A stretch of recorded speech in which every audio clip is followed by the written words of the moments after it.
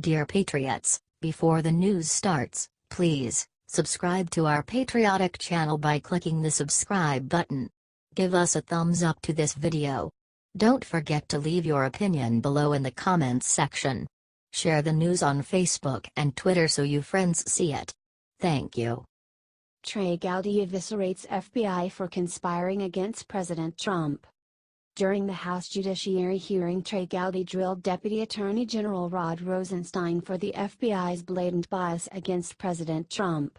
The reason we have special counsel is because of a conflict of interest.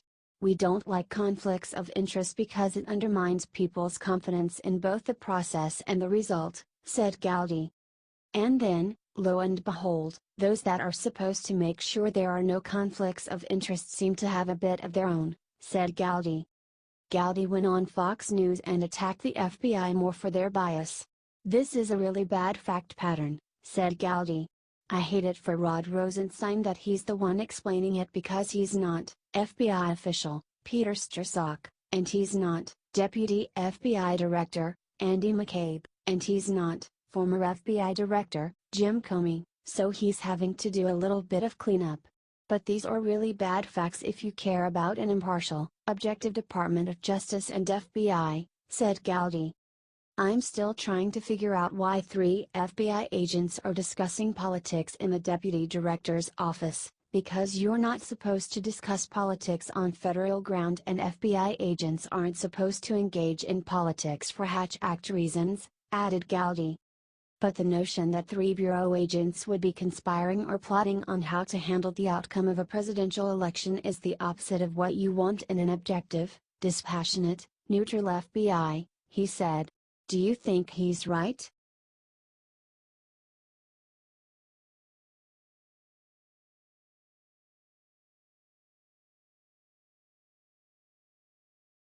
MSNBC host says her calling Trump a bully and worse isn't an opinion.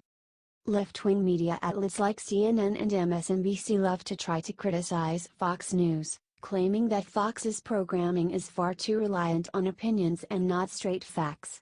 Of course, the liberal news coverage is even more based on opinions, but they have the gall to call their opinions facts. This was shown recently when MSNBC was covering President Trump's speech to the FBI National Academy. Reporter Peter Alexander trying to drum up some controversy by stating about the president, "What do you say when you're speaking to that community that's under attack? We look forward to hearing that." Obviously he's gone after all these different groups.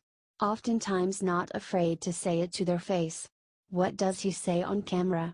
We'll be watching, replied Stephanie Ruhle, delivering what is entirely an opinion. I mean, Peter, you know the answer. President Trump, and I'm not speaking this isn't an opinion, if you look at his pattern, he has a pattern of bully behavior. What he says when they're not in the room. He goes after them super hard. And then when he walks in, it's hugs and kisses. Despite denying that they were saying opinions, they carried on, with Tim O'Brien commenting, "You know why he does it, right? He's a demagogue. This is classic demagoguery.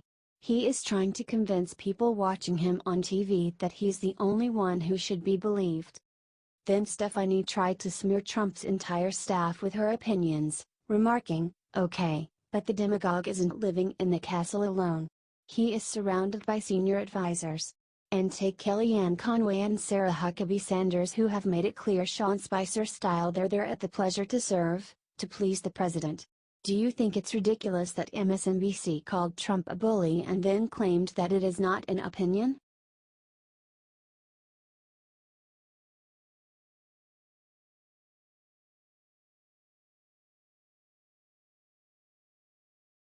Watch Joe Scarborough accuse Trump of having a mind meld with Putin. MSNBC's Joe Scarborough keeps getting lower and lower. He showed some clips of President Trump and Vladimir Putin saying vaguely similar things and then accused them of having a mind meld and being one person. Boy, I tell you what, Willie, that is some message discipline. You've got to really respect those two guys just for no other reason to have the message discipline that they have. It's so jarring, and we're going to be introducing Peggy Newton in a second here, said Scarborough after playing a couple of clips.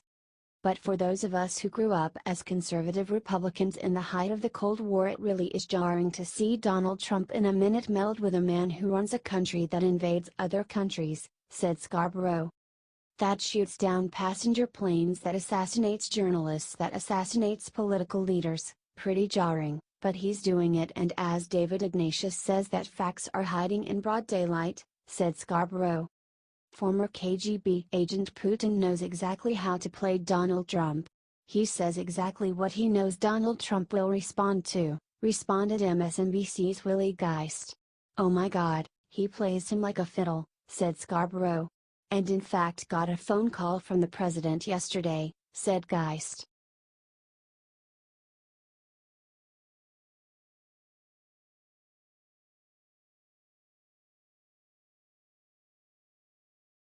Chuck Todd whines that Republicans make him feel unsafe to share his political biases. There has been a lot of news recently of overwhelming anti-Trump bias in the FBI.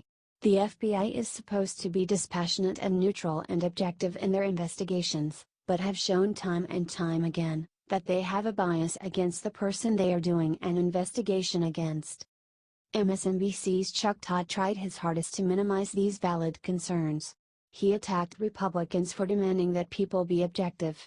He then complained that these same Republicans stop him from showing his own political biases as a news reporter. By the way, this feels like a slippery slope, this thought police stuff. Where does it end? Does that mean FBI agents are not allowed to have any political opinions? They've done it to our industry, in absurd levels, and it was a campaign tactic. And now they're doing it to FBI investigators, whined Todd. Making your opposition, or even in this case the observers, the press, part of the story, responded AP White House reporter Jonathan Lemire. Just like the FBI. The investigators. They're not taking a side, claimed Todd without evidence. But the Trump world, and the right in particular, both sides have done this, but particularly the right and Trump world have sort of made the FBI or the press the story and used it to attack them and undermine credibility, said Lemire.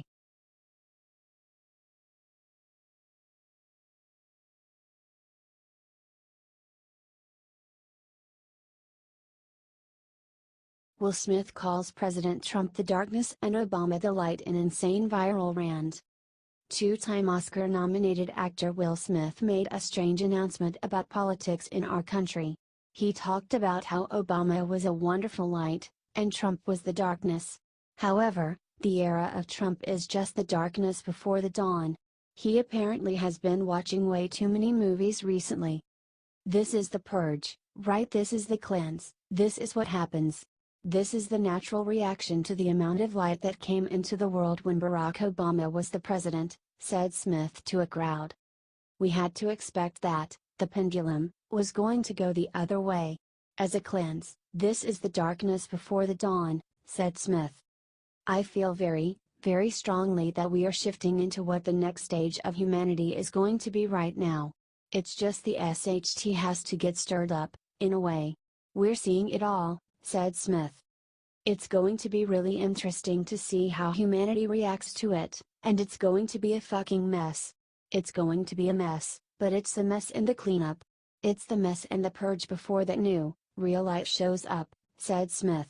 What is going on in his head?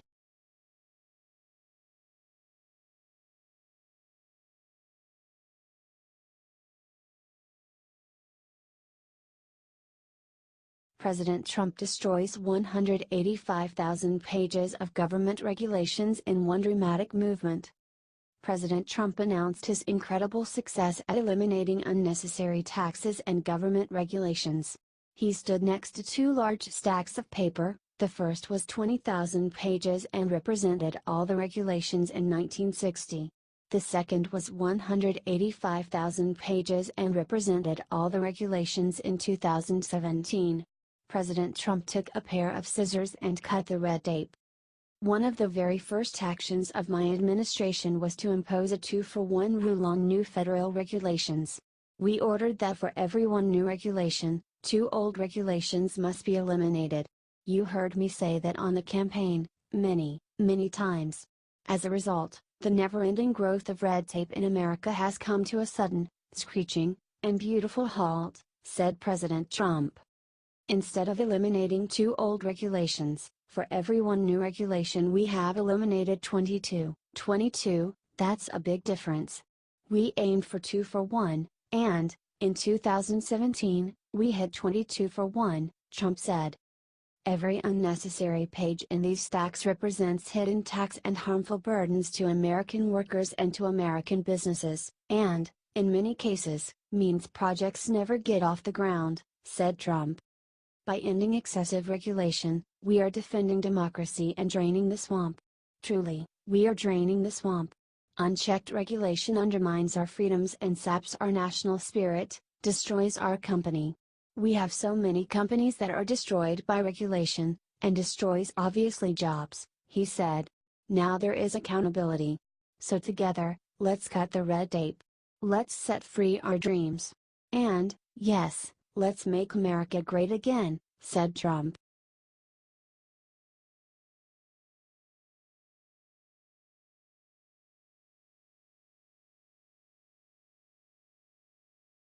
Eminem releases perverted rap about Ivanka Trump in the trunk of my car. The rapper Eminem made headlines when he released a freestyle rap against President Trump. He then whined to the media when Trump didn't acknowledge it. I was and still am extremely angry. I can't stand that motherfucker. I feel like he's not paying attention to me. I was kind of waiting for him to say something and for some reason, he didn't say anything, said Eminem. He hasn't given up. He released a new album filled with anti-Trump lyrics, hoping for some attention from Donald Trump. Some of the lyrics were particularly disturbing, with references to rape. But because it is insulting to Trump, liberals are cool with it. Someone get this Aryan a sheet. Time to bury him, so tell him to prepare to get impeached. Everybody on your feet. This is where terrorism and heroism meets, square up in the streets. This chump barely even sleeps. All he does is watch Fox News like a parrot and repeats. While he looks like a canary with a beak. Why you think banned transgenders from the military with a tweet? He's trying to divide us, he rapped. He then went after Ivanka. Donald ducks on as the Tonka truck in the yard. But dog, how the FCK is Ivanka Trump in the trunk of my car? Got to get to the bottom of it to try to solve it.